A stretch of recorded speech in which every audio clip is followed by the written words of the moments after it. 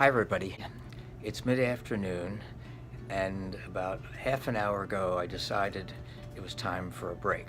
So I went from my 11th floor office in beautiful Encino, California, took the elevator down to the fourth floor, and succumbed to the temptation of a brownie. I deserved it. I worked hard today.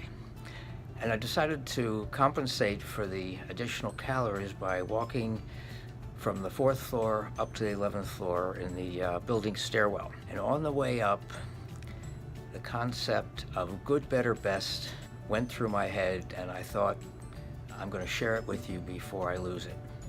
And it was the idea that came from a session I had with a client today who was so down and so miserable about what was going on in his life, particularly his work life, that he couldn't find anything positive to think or say about himself, about his work, about anything else. And he was candid with me. He said, I didn't want to come in here today. I didn't want to do the work. I didn't want to do the meditation work, the trauma resilience model work that we do to help him get grounded and centered and get back into his right mind so that he could think clearly and really decide how to come to grips with these things. He didn't want any of them. And I couldn't have been more empathetic because, like him, I and so many others I know have had that experience. I don't want to lift one finger to make things better. The idea of it makes me angry. I want to hit somebody.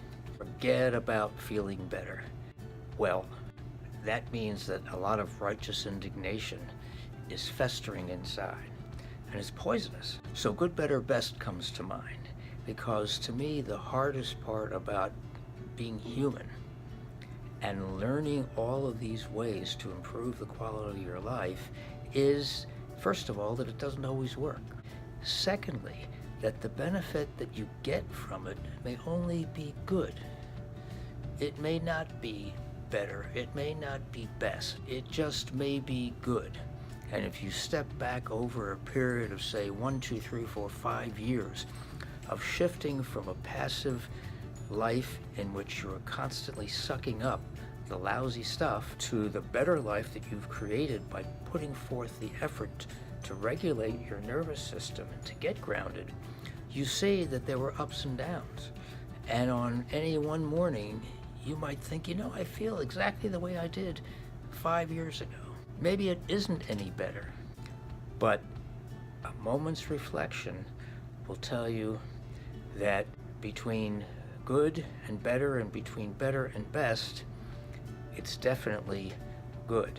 The choice you have from moment to moment every day to either move toward the good, hopefully to have moments occasionally when it's better or best, is such a better choice than the alternative.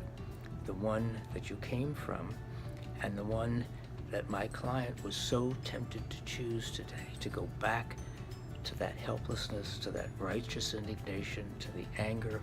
So the way we ended was, I said, well, what was it that had you come in today in spite of all of that?